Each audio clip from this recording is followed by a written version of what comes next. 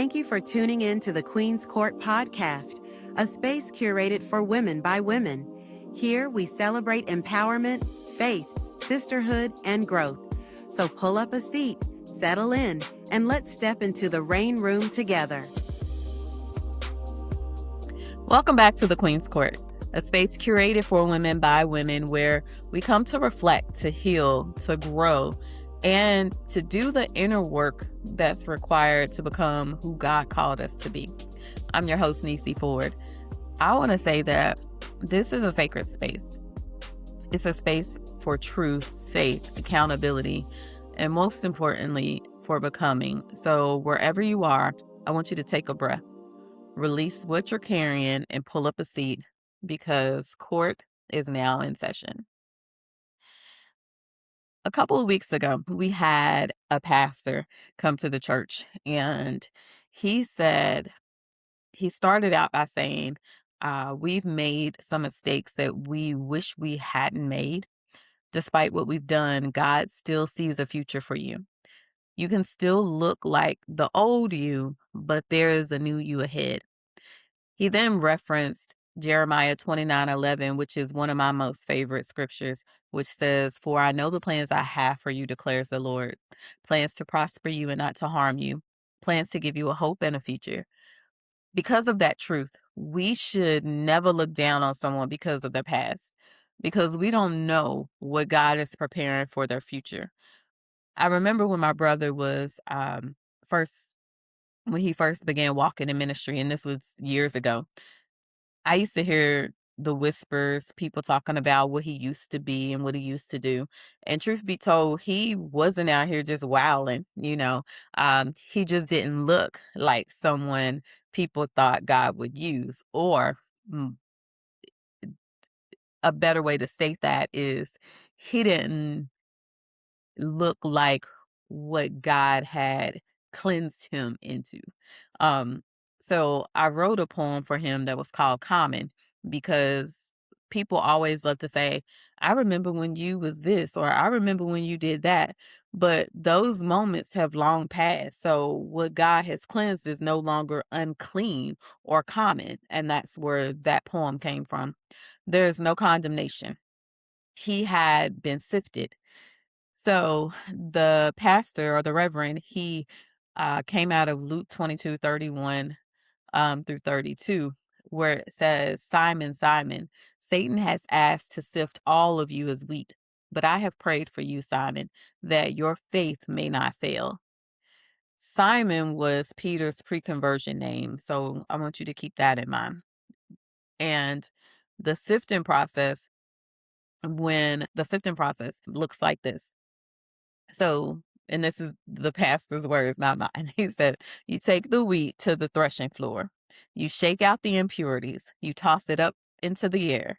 The good wheat kernels would be harvested in bundles, and the chaff, which was good for nothing, would just fly away. And you don't have to worry about that anymore. And I understand why people quit during the sifting seasons, because immediately all I could see was, I'm a big Marvel fan, and all I could see was when the Hulk had Loki and he was swinging him and banging him against the ground. That was all I seen when it came to the description of the sifting, because nobody wants pressure. Nobody wants to be shaken like that. But if what remains is what's real, if the impurities have been removed, wouldn't it be worth enduring for a season? That's when I began to think about pruning. And if you haven't listened to that episode, make sure you go back and listen to it. So I was thinking about pruning, and I was wondering, I had asked myself, I'm like, girl, is pruning and sifting the same thing? And of course, I had to look it up because I'm a person, if I don't know, I got to go find the source. So I looked it up, and pruning and sifting are not the same. They are similar, but they're not the same. Pruning is initiated by God. It removes what no longer produces fruit. And we talked about, the cuts of pruning. So it removes relationships, habits, mindsets, so that you can grow stronger and healthier. Sifting is requested by the enemy, but approved by God. And its purpose is to expose what's real and shake loose what can't survive the pressure. And listen, we all know and have heard the old saying that pressure bursts pipes. So, hey, I'm just saying. So, the scripture tells us that Satan asked to sift Simon or Peter like wheat, but Jesus prayed for him first. And that matters because through sifting came, for Peter, came revelation, humility, refinement, restoration. This is where, and this here is where pruning and sifting meets, because pruning prepares you for sifting, and then sifting proves what pruning produced. I'm going to say that again. Pruning prepares you for sifting, and then sifting proves what pruning produced. So if pruning removes the excess, then sifting reveals the substance. All right. Because if pruning didn't happen first, then sifting would destroy all of us. Pruning cuts away the ego, false security, distraction, self-reliance. And that was Peter's biggest issue, was his self-reliance. He was that me person. So the pruning cut away that for him. But without pruning, our identity becomes tied into things and people instead of God. So our confidence, which is exactly again what happened with Peter, our confidence says, I got this, I can do this, I don't need nobody's help. So when sifting comes, the pressure, the temptation, because nothing is rooted deep enough, we can't survive. So before Peter was sifted, he said, I'll never deny you. And that wasn't faith, that was his pride. And Peter's pruning didn't even start there. It didn't start in Luke 22. It started when Jesus had to continuously correct him when he would say, "Get behind me, Satan." He was trimmed often because if you remember, he had to be silenced for his impulsiveness on the Mount of Transfiguration. And even, Jesus even warned him ahead of time, "You will deny me." And that was Peter's trimming, because he hadn't fully surrendered yet. His overconfidence in himself was still saying, "I'll never deny you." And he even said that multiple times. But what's so crazy is that he meant what he said. But that's because up to that point, nothing had been tested yet.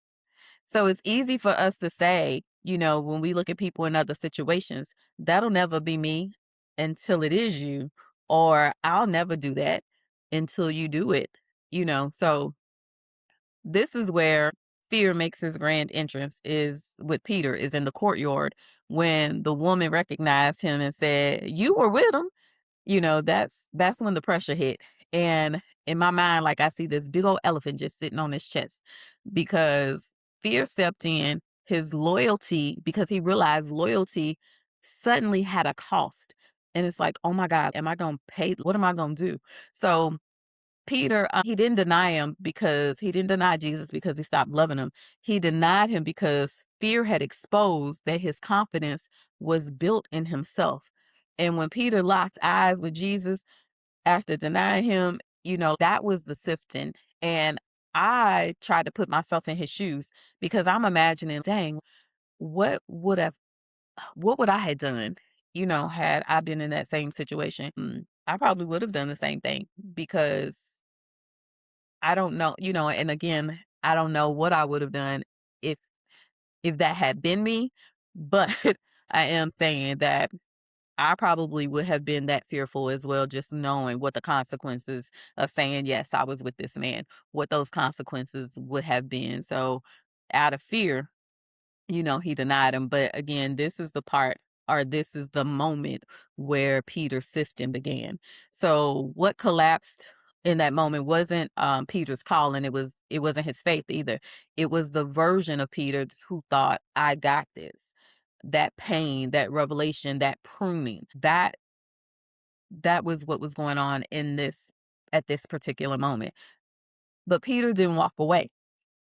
Peter cried, he stayed, he came back, so the sifting exposed the weakness, but the pruning removed it. So I'm going to say that one again too.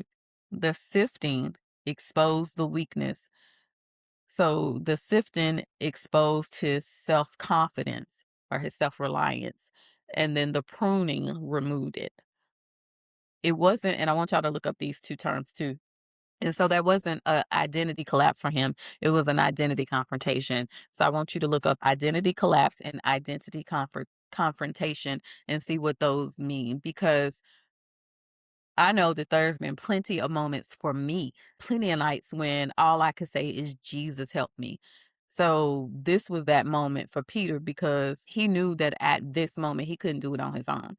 And those nights where I've been up and I've just yelled out, Jesus or Lord, help me. Those were those moments, those revelatory moments where I'm like, I can't do this by myself. I need help. And me calling my girlfriend wasn't going to help me. I needed to go to the source. I needed to go to my heavenly Father to get that strength. And so the pastor also said, no, you didn't miss it. You weren't late. You weren't disqualified, because this wasn't about removing Peter from his ministry or his calling. It was about removing the version of Peter that couldn't shepherd the flock. So Jesus had Jesus named him Rock long before he started acting like one. So my question to you is this: what version of you is God moving out of the way so that he can use the version of you that he actually needs? I have these affirmations and I want you to repeat them after me. I want you to declare them, take them in, and let them settle. Okay. I am not being punished. I am being prepared. God knows my story and still chose me. I release the version of me that can't go forward. What God has cleansed is no longer common. I am rooted deeper than this season. I don't rely on myself. God is my strength. I am still called. I am still chosen. I am still becoming.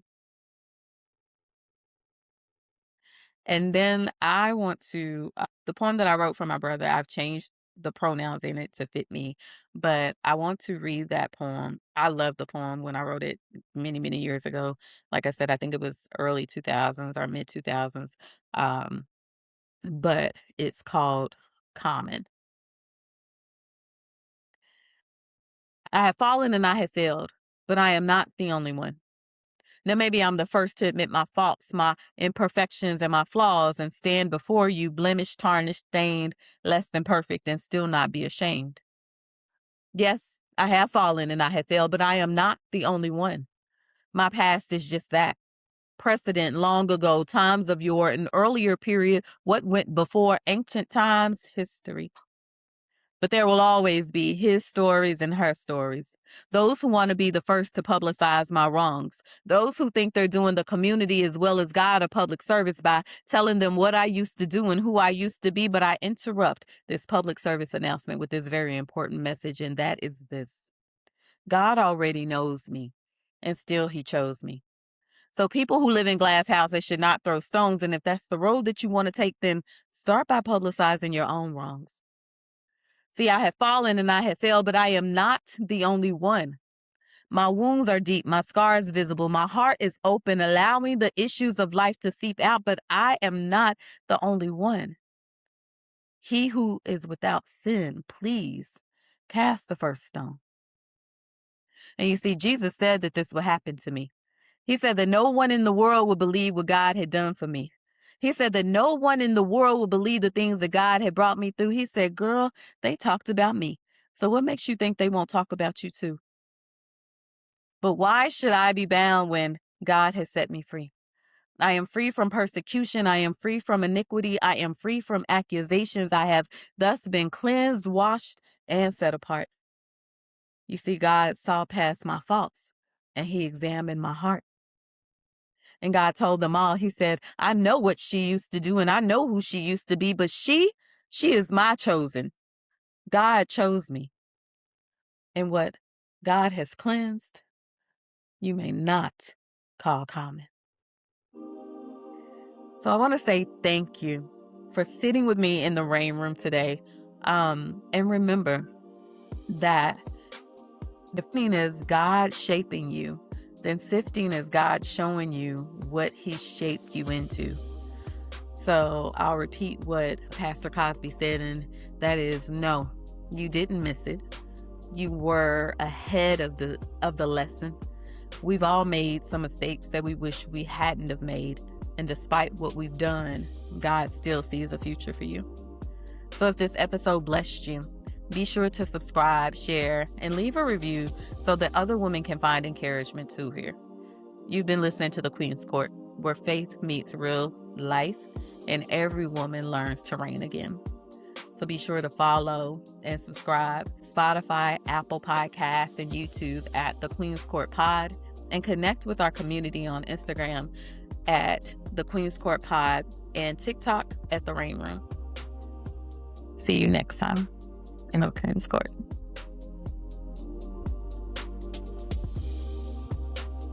Thank you for joining us in the Queen's Court today. Don't forget to subscribe, share, and download so you never miss an episode. Until next time, keep reigning with purpose and walking in power.